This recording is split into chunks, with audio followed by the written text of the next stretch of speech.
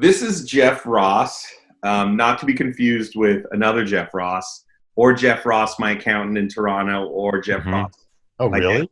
Out of New York. I know a few, but Zach Selwyn, give him the premise of occupational therapy, because Jeff's a great friend and also has some of the best rock and roll and late night stories ever. And we're going to find out about his occupation today. I love it. Well, Jared is a good friend of mine, and for the past 10 years, he's been considered the #1 jingle writer in the world. That's a self-given title. Recently, as his company has been sold, he is not allowed to compete in that world anymore. No more jingle writing, no more going after jobs. He's got 2 years of a cease and desist, so he needs a new job. So what we're doing is we're going around and meeting people like you who have accomplished great things and do really interesting jobs all across the board, from entertainment to restaurateurs to photographers, you name it. You obviously being a EP at Conan and having a sordid rock past, I'm told, could be the kind of guy that Jared might aspire to become. So we're going to see if maybe he could slip into the executive late night production shoe and try that one on for size. Well, rock and roll is sort of sorted. Let's back it up. We want to hear, before the Lorne Michaels, before Conan O'Brien, before anything, tell us, how did you get even into the entertainment business? Well, I was working as a bartender in Soho in 1979 or 80. Yeesh. And yes, a long time. I'm old, guys. And a friend of mine had a business management firm, and he represented some bands, and he represented a band called Molly Hatchet. Oh, I know. Now, okay. I don't know if you guys are really young for that, but they were a Southern rock and roll band in the vein of Leonard Skinner, but not Leonard Skinner. And they were from Jacksonville, Florida, and they needed. And I had some experience in a little bit in the concert business, because I went to NYU, and a friend of mine and I were like co-chairman of the concert committee, they called it, where you would book the shows. And that's a big responsibility. There's a lot of money at this 1,000-seat or 800-seat, I think, theater at the Loeb Student Center on Washington Square Park. So I kind of could bullshit my way through enough to get by. And they had a road manager, but they needed a tour accountant, which meant basically, handle the money, settle the dates with the promoters, carry a lot of cash in your pocket. And so I wound up for about 6 months, 8 months on a tour bus touring the country with Molly Hatchet. Damn. Which involved a lot of, I was 20, whatever I was 25, 24 or 5 at the time. And I didn't know anything about anything. And next thing you know, I went from being a bartender to being on the road with the Jewish kid on the road with a bunch of Jacksonville sort of redneck rockers who I can only imagine what that was like. Drank Jack and Coke, and in the back. And I remember they had. If I go on too long, let me know. No. They rented George Jones's tour bus, and in the back lounge of the tour bus was a video game. But in those days, it was just Pac-Man. Oh, it was like fancy. So it was like a table with two with two, you could play on both sides, but it was basically a flat. It was a yayo table. Let's just be honest. Exactly. So and I heard that George Jones had parts of the bus. I don't know this. I heard this on Tales from the Tour Bus that weren't nailed down essentially. But I do remember though with these guys there were a lot of playing Pac-Man. A lot of Jack and Coke, which I didn't particularly like, and a lot of smoking weed, and then there were guns. As you do when you're a band like that from Jacksonville. Right. Or a Jingle Punks employee. Yeah, right. Probably need them more than they did. So anyway, I spent 6 months or 8 months or maybe close to a year on and off with them, and living on a tour bus, which was quite an experience. And then somehow I wound up, I guess I was off the road or something, and AC/DC was looking for a tour accountant. That's amazing. And I was like, well, that I got to do, because what album were they coming off of? For Those About to Rock. Wow. Yeah. So that's right before. But that's before Back in Black. No, it's after Back in Black. After Bon Scott died, now it's Brian Johnson. Got it. So there's the modern AC/DC that we all know. Then we traveled. I mean, it was a huge tour. It was multiple arena dates in each city, and it was huge. So now I'm like, I'm in. It was great. And so I did that for a while. Then they fired the tour manager and made me the tour manager till the end of that tour. And they were really nice guys, very generous, and they were great. They were all business. It was like there was no fucking around. It was like all business. And then somebody said Diana Ross was looking for a tour manager. So I went and auditioned for the job. I guess I went to meet her. I can't remember. It was either in Arizona somewhere or it was in San Diego. I think it was somewhere in Arizona.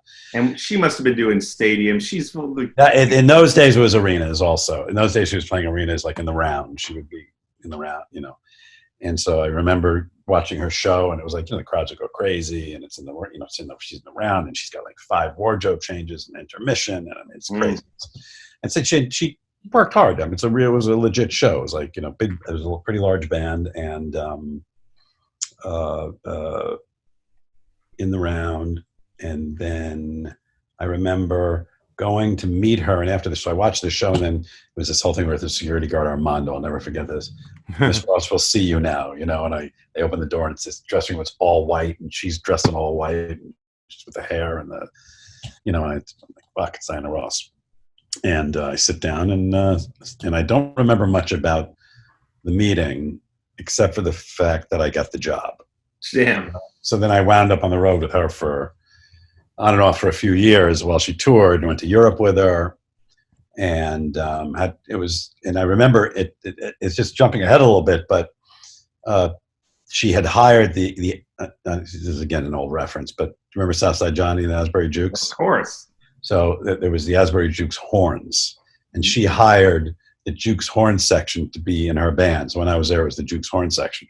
And Southside Johnny was supposed to be like the next Springsteen. Right. And then if you fast forward, which I'm just skipping over some, so I'll go back, when we were figuring out the Conan show and trying to find a band, I walk into the Max Weinberg audition, and Richie Rosenberg, La Bamba, and Mark Pender were in the band. The 2 guys that I was on the road with Diana Ross, like 10 years later. It was really weird. They went to do the job.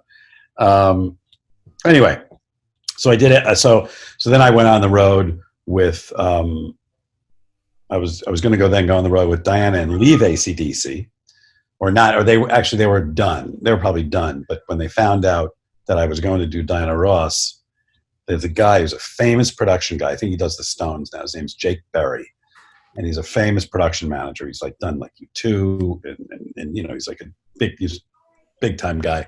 And he was their production manager at the time. And all he would do is every time I walked by, he would be like, you going to Hollywood on us, huh? Yeah. And he would go, here you go, da-da-dun, da-da, da-da-dun, da-da. Well, that's not Hollywood. That's Broadway. Yeah. You're like, bro, you messed the joke up on me. I didn't even get it, and I was like, oh, I see what you're trying to do. But he's a great guy, and I'd run into him since doing the TV show because we'd had bands on it. He was production manager for it. He was a really good guy. Anyway, so I doing Diana Ross, and then there was this infamous concert in Central Park in 1983, 82 or 83. I think it's 83. And it was one of those, those big concerts in Central Park where there's like 500,000 people. And I bet you Paul Simon was there. I produced Paul Simon's special after I became a TV producer. I love that album. I love both of them. In the Park? Yeah, I did the one in 91, the one that had... I love that. Was it 90 or 91? I forget, but you're probably right. It was probably 91. Amazing. Obvious Child.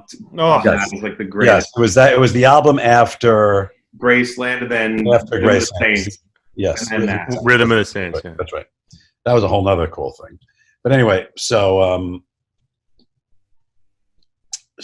she does this concert in Central Park, and it was just crazy. I mean, it was just crazy. And we set it all up, and it's on Showtime. And at the time, Barry Diller. Oh, yeah. Barry Diller was... Hang on. Let me turn this off. That's Barry right there. Sorry. There he is. Barry Dillard's I gotta call you back. Sorry, I didn't know it was on. Tell Conan to F off. Exactly, I just did. So Barry Diller was running Paramount at the time. Was Showtime was part of Paramount, and it was a Paramount. It was live concert on Showtime, and the show starts, and the weather is not good. And it's a sort of I think there's been like you can rent it or whatever. It's out there somewhere, and like a third of the way through the show, it's thunder and lightning, and it's like dangerous. And we have to go like pull her. I remember Barry Diller going up on the stage, and we're all sitting behind the stage. Who's going to go get her? And he got her to come off the stage. And then I remember, and I'm like the tour manager, and I got friendly with this guy, Greg Sills, who's a pretty well-known specials producer. He used to produce the Grammys and a lot of big shows. And I remember after that happened, everything is like underwater, like this. The crowd leaves and everything. It's a disaster. Everything's underwater. There's mud everywhere. We're sitting in this steamy trailer trying to figure out what to do. And the door swings open and Barry Diller comes in. He goes, "How much would it cost to do it again tomorrow?" And this guy, Greg Sills goes, "I have no idea." And he just goes, "Just do it again tomorrow." And he walks out and slams his door. So we actually did it again the next day. And that was cool. Anyway, this guy, Greg Sills, who I got very friendly with, was like, "Do you want to get in the TV business?" Because, we sort of hit it off. And I'm like, "Yeah, I'd love to go off the road and get in the TV business," which I knew nothing about, or maybe a little since doing that. And I wound up getting like little jobs here and there. And I wound up moving out to LA from New York in 85 or 6. And just with no job and like $5,000 in my pocket, and like lived with a friend until I could figure it out. And I lived with my friend Greg in Malibu for a while. Then I moved in with my friend in Brentwood. And then got my own place. I started getting little jobs here and then. The first job was a like associate producer job or something on a production, some low level job on a tribute to live syndicated tribute to David Copperfield. Oh damn, it's big time. Where all these all these magicians and illusionists were doing tribute to Houdini. Oh, to Houdini. I'm sorry. That makes more sense. Edit that out. There we go. No. It was a live syndicated tribute to Houdini. Copperfield was in it. He did a tape thing, and Penn and Teller did a tape thing, and there was a bunch of live things at this theater in downtown LA.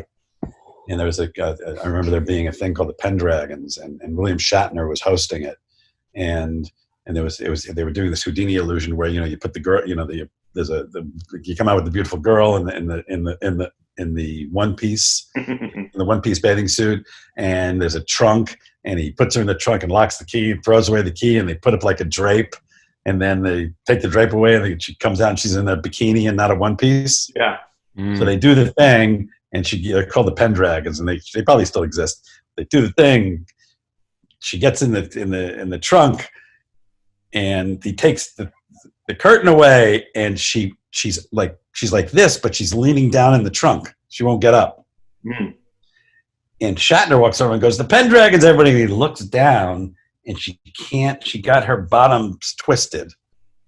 The bottom part of her bathing suit twisted, and she wouldn't, because she had nothing on. She just sort of went from waist up like da-da. It was very lame. Anyway, that was a Janet Jackson moment almost in the making. Somebody could look that up. I bet you on YouTube we could find that moment where she just comes out and she just won't even get out of the trunk. And that's how Shatner met his third wife. Probably. By the way, those are the kind of how did that end? Those are the kind of things in like live TV that like I used to be an editor, and every year on New Year's Eve they'd be like, "Jared, you're editing New Year's Eve. That's the live to tape show. So what does that really mean?" It means I'm sitting there unless something goes wrong, and they're like, "Do you know how to do the delay button?" And my answer was always yes. I was like, "Yeah." I had no clue. So good thing nothing like that ever happened, because that would have been the end of my career. I would have been black.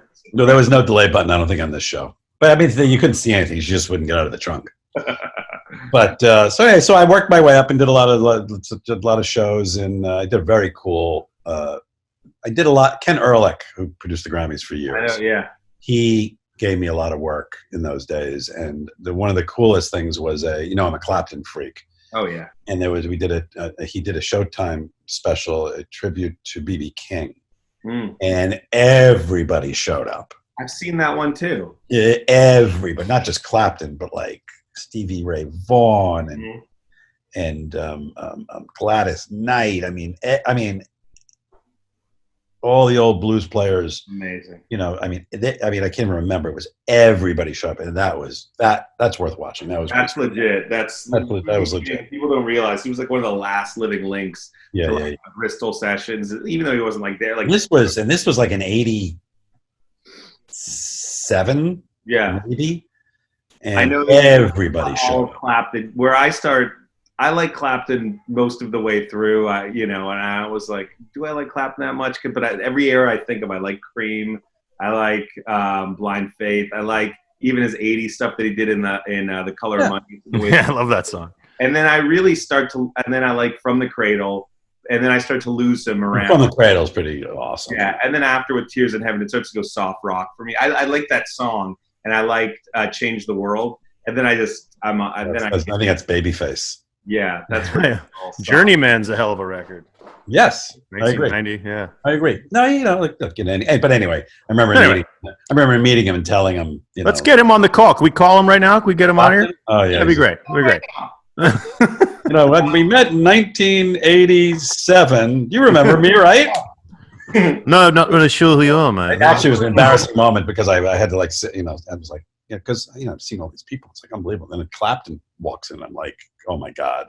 And then he's like got a guitar roadie with him or somebody, and I'm like, and I clearly was a little bit in awe of him because I usually try to play it cool. And with him, I probably couldn't help myself but be a little like, oh, That's a big one. And I guess when he said, okay, thanks, mate, whatever, and he walks away, the roadie, I'll never forget this. The roadie, I think, noticed, and he just handed me a pic that said EC was here. He just nice. He knew, I think he saw that I was like. He didn't give you a T-shirt that said "No show" or "No snow, no right, show." I know that. I've seen that. No snow, no show. It's the most amazing shirt ever. But anyway, so I did all these shows, and I got very lucky, and I got hired a lot, and I learned a lot, and then this same guy, Greg Sills, who got me in the business, was producing the Emmys for Lorne Michaels. He was like doing there's one year Lorne produced the Emmys, and at the same time Lorne had this show called Live from the Hard Rock, and it was just a bad idea. It was like a 2-hour live special on NBC, and I feel like Dan Aykroyd's somehow behind that one. Yes, he was, and it was like In Excess, Paul Simon, Mellencamp, or whatever his name was then. I think it was a different name. And then like a bunch of like Aykroyd and some version of the comics, and it was this whole thing, and it was shot. We did it on the back lot at Universal, where they shot what's called Spartacus Square, basically, which is all the facades from the movie Spartacus. Yeah. And it was craziness. And it was a guy named Eugene Lee, who still is the set designer on Saturday Night Live, who wasn't, because I had to work with all these people from Saturday Night Live who I had never met before. I had never met Lorne before. And I remember Eugene, who's got a very, very strong, like, Rhode Island accent. And he walks in, and he's looking at these facades and everything, and he goes, they didn't have asphalt in ancient Rome. I'm like, yeah. And then the next thing I know, I get to the set the next day when we're setting everything up, and there is a lineup of dump trucks full of sand outside the gate. And he was dumping sand on the ground on the entire. It's this sort of area that's just surrounded by facades, and with a big asphalt area where we're building on the facades of these buildings, like the Coliseum, whatever it might be. We're putting like. You know, sets and places for bands to play and stuff. So now there's sand all over this, and it's August in LA. So it's the first day of rehearsal, and it's like 95 degrees and windy, and it's like a fucking sandstorm. So the next morning I get there, and there's what do you call them? Digging up like hose or whatever. Hose and stuff. They're taking up the sand, but they couldn't get all the sand. It was a disaster. You and I are the three Jewish guys here. We couldn't think of the farm equipment. Exactly. Like that hose. I We've tractor. done a lot of construction. Yeah. You do a lot up there, Jared, up in cottage country, right? Yeah, I sweep on the lake. driveway. Yeah. Anyway, so I met Lorne Michaels and we hit it off. I guess he liked me, and like 5-6 months later, he calls me. He says he's got this pilot called The Kids in the Hall that they shot, and HBO want to make it a series. Would you go up there to Toronto for 2 weeks and just get it organized? I was like, yeah. So it was February in LA. I fly to Toronto. It's weather like this. I fly to Toronto. It's snowing and 10 degrees. My hometown. And yours too? No, his, Jared's. Yeah. And I lived there for a year. I went up staying for a year. And where did you live in Toronto? I lived first at the Sutton Place, and a few blocks up on is that not Yonge Street? Yeah, Yonge Street. A few blocks up Yonge Street is like they call the Polo Towers or something. There were these new high-rise buildings. Was it Hamilton Lanes or something? It was just literally 3 blocks up from Sutton Place. That's amazing. And I lived there for like a year, and then I went back and forth for like 3 years until the Conan thing happened, and then. So that was that closely time-wise together, because I remember Kids in the Hall for me was like high school into university. Well, no, that's not true. So it would have been 89 to 94. Yeah, and then Conan's right after. Conan was 93. I didn't do the last year.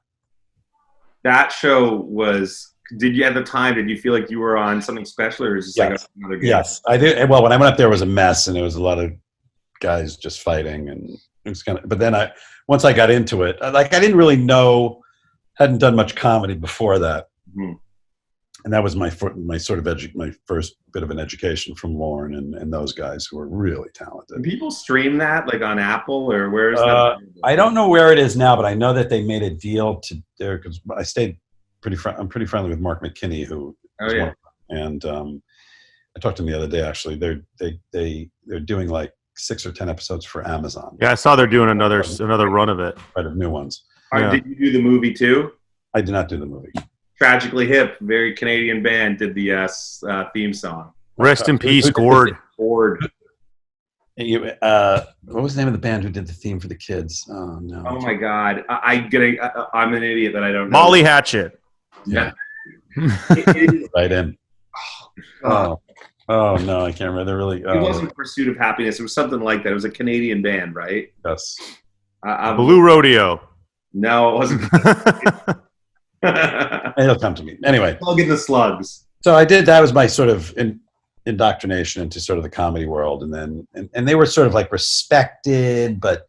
When we would go down, they were on HBO, but we'd come down here and do stuff, and they were like, "Oh yeah, that little sketch show." And then, of course, when it was done, was like, "Oh my God!" Planet. I Googled it. I cheated. Shadowy Men on a Shadowy Planet. Yeah, yep. And then I remember that's how I met somehow the Bare Naked Ladies somehow up in those days. Then Dude. They were around.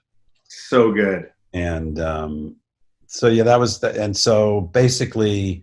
By 93 is when Conan said, when the whole Letterman thing blew up, and Lorne said they anointed Lorne to find the new host, and then Lorne said, "You want to be the producer?" And I'm like, "Sure," but the whole idea of it was so crazy. Like, yeah, sure, I'll produce the show that's replacing David Letterman at the height of his coolness. You know what I mean? Back it up and tell us how this all happened, because late night at that time is probably the hardest gig in the world to get. There's only at that time there's only 2 people, right? Yeah, I mean there's a book about it that Bill Carter wrote. Basically, and the movie. And the movie, and you're right, and the movie, which was interesting. What happened was when Letterman was leaving, it was a big deal to find somebody to replace Letterman at 12:30 at NBC. Bob Wright, who ran NBC at the time, went to Lorne Michaels and said, "I need you to figure this out," because they had no idea what they were doing. And then Lorne said to me, "Do you want to produce it?" And I'm like, "Sure." What am I going to say? No, I'm not. Even though I had no idea how to do that kind of show, I figured, it's like just say yes and figure it out. You know what I mean?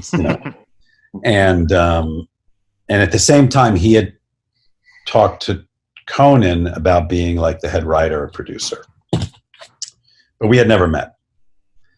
And some time goes by, and I was doing a lot of the HBO comedy specials in New York at the time.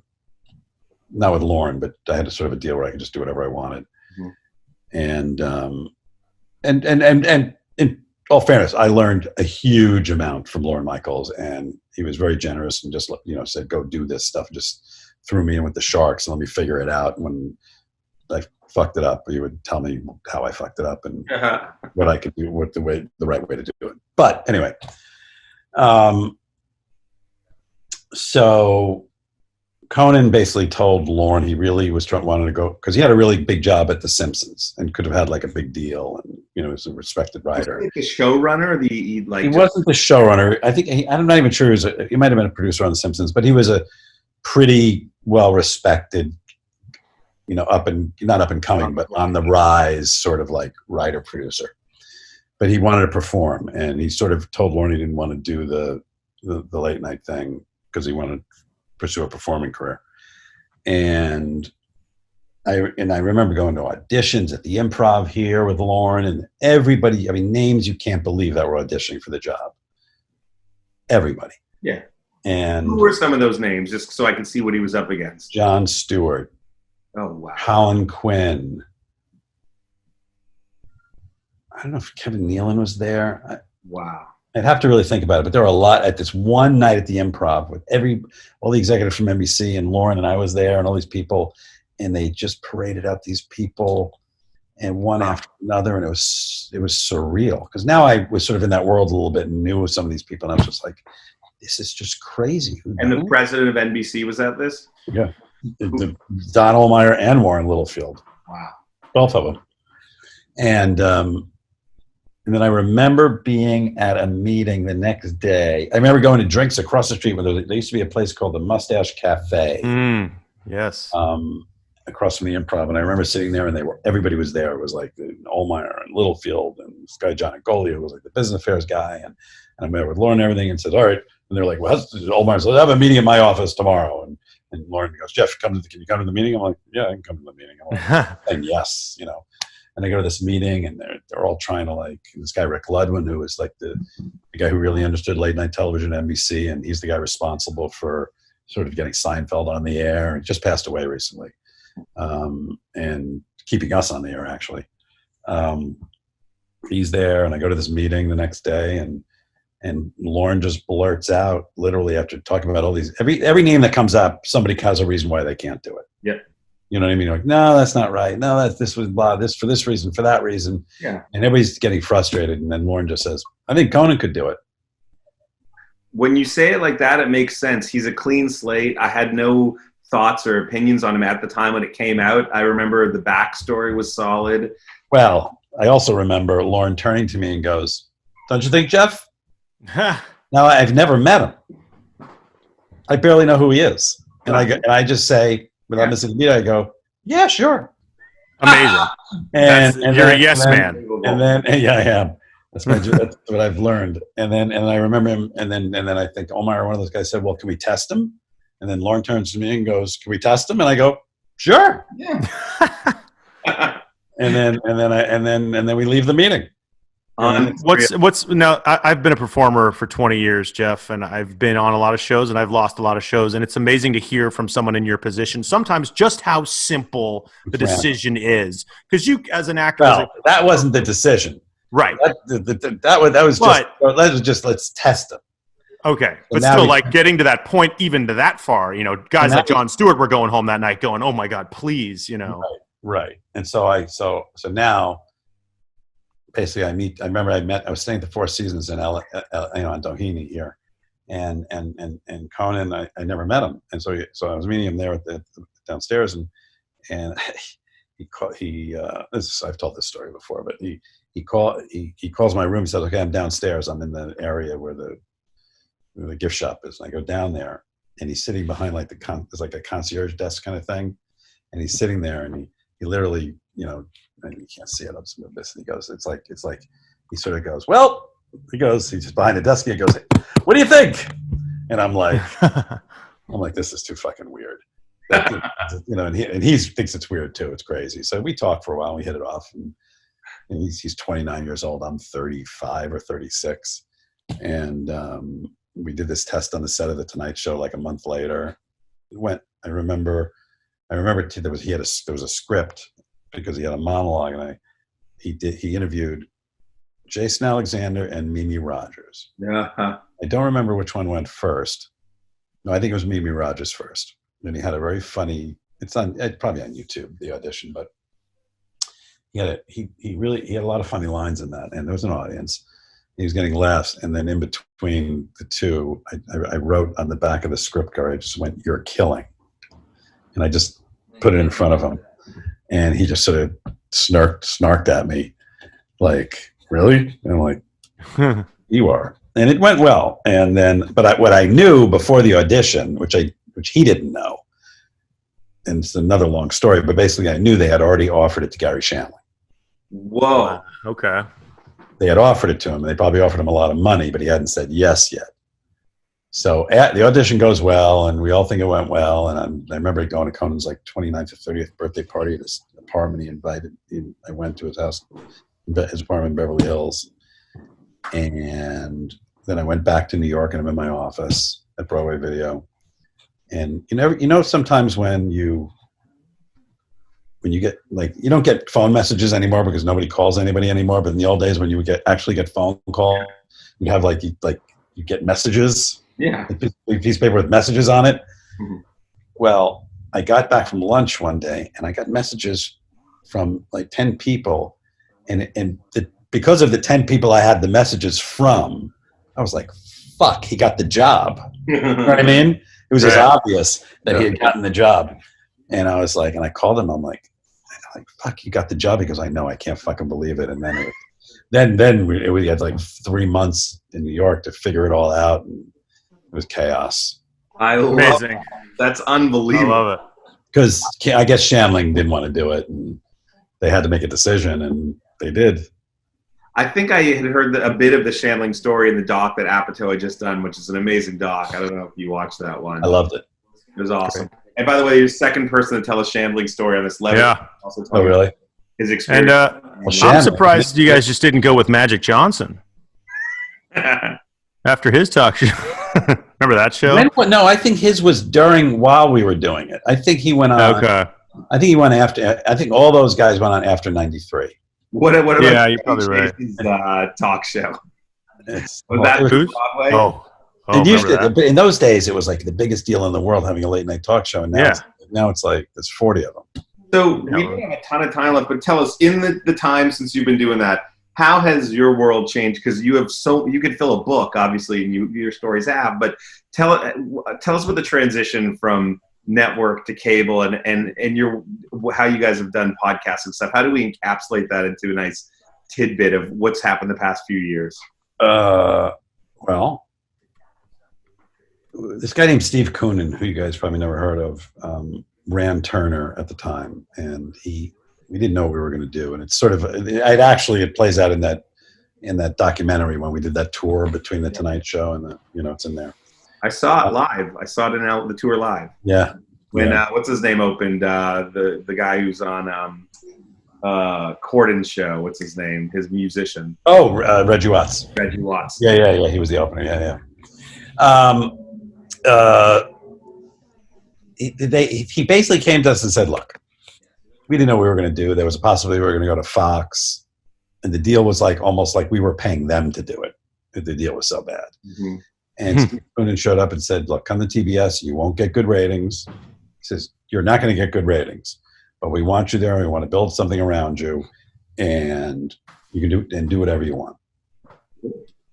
And you're on the show. And you got a production deal too, because you guys did People of Earth, right? You did a couple other things. I actually worked there for a couple years. Turner? Yeah, 2016, 2017 in the digital content production side. And we watched all those shows. So you guys had you had a TV deal. You could develop other properties. Yeah, People of Earth was a good one too. I don't know. Yeah. They canceled it. They shouldn't have, but that was one. A lot of times when you get a show canceled like that, because we've made a lot of pilots. And I saw the pilot to Beat Cops. Do you remember that one? I love that. Another one that should have gotten. That's a funny show. That's Sam Cedar and John Benjamin, two really funny guys. Oh, John Benjamin's Benjamin's really great. Really funny show. And it was funny because when it was pilot during the upfronts, I remember Fox, NBC wasn't going to pick it up, and Fox almost bought it. I mean, it got close. Where is Sam Cedar now? Sam Cedar has a radio. I think he has a radio show somewhere. Yeah, he was great. That show should have gone. It was funny. We actually talked about doing it again, and it just never got any traction. Time. It was really funny. So anyway, we own the show. We're able to do whatever we want. We built a digital business. We built a brand and content business. Because all of a sudden clips on YouTube are doing more. People are watching those than are watching it on linear television, which now it's really the case. And so we made a business out of that, and then the podcast thing only came about I guess 2 years ago. We started this joint venture with Warner Media. It was with Turner now. It's with Warner Media, where we were building out. We wanted to build out a podcast business, and because it was a growing business. And we talked to Conan about the idea of doing one. He says, and he was sort of like, I don't know if I really want to do more work. And then he was like, but let's try it. And he loves it. It's such a good podcast. Loves it. And it shows. Yeah. And so, and it does really well. And so now we have. Guys are just like leaders in now. Like I would actually say it's where you're sitting, it's more prestigious now. And because we're doing podcasts here, I honestly think that's the next, format and empire business is being built off of that. Yeah, we have a bunch. We're hopefully going to have a bunch of others. I mean, we're some smaller ones and some comedians and some bigger names that we haven't announced yet. If you want to pick this one up, I mean, I think Jared would be cool with it. I know I'm fine. A sign on the dotted line. That's what having me in it is the kiss of death. Oh yeah, me too. The king of the failed pilots. Well, we by the way, this is an amazing, just like another entrepreneurial story. Like every person we've talked to has the craziest path from where they started to where they are. And I think that anyone who listens to this podcast, if they look at it as a bizarro masterclass or something, it's that there is no roadmap. Like, how could anyone have ever thought going from a bartender working with Molly Hatchet takes you to where you are now? If I ever thought I had any talent at all, it was like when you were faced with having to make a decision of which way to go. Yeah. I was smart enough to make the right decision. You know what I mean?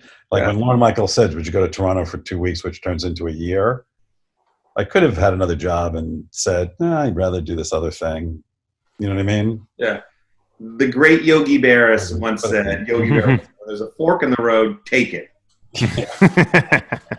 And Zach, so what do you think as my occupational therapist? What do you think here? I actually think, Jeff has sort of, successfully chosen these paths and gone down roads that have led him to where he's been for a very long time. I mean, you've been in the same job for a long time, and I could see that happening, Jared. But part of me thinks that I don't know if you could last at the same job for almost 30 years. I think you're kind of a mover and a shaker. You're sort of an entrepreneur, and you might not be happy that comfortable. Do you know what I mean? Yeah. Still, I think you could definitely do this for a couple of years. Let me tell you, if Conan wasn't the good dude that he is, it wouldn't have happened. Well, I mean, that's always good to like your boss. Time, and I've followed not only all the shows that you've mentioned, but also I was an avid Conan watcher when it was on network television. Since the podcast stuff came about, that's been for me just a rebirth and resurgence of showing the world how talented he is, and now we're making a show that looks like a high school television station with him at home with an iPhone. That's amazing. You guys are one of the you guys are one of the few shows continuing on and using the technology of the day, Zoom, to make stuff happen, and that's amazing. I mean, I feel like in times like this, which are really tough for people, I think the need to laugh and the need to see a face and communicate, and even our little happy hours we do, it's brought a lot of my friendships closer than what they were before, because people didn't stop. We'd have our dinners at Craig's, but I feel like I'm more frequently in touch with all the people around me right now You sort of force yourself to. Yeah. Yeah. Well, you're amazing, Jeff. We appreciate you taking time, and I'm sure you got another Zoom after this. I have a work Zoom. Zoom. Thank you for being on Occupational Therapy. Jack, good to see you. You too, Jared, man. always good to see you. I'll talk to you soon. Bye, guys. All right, man. Audio up.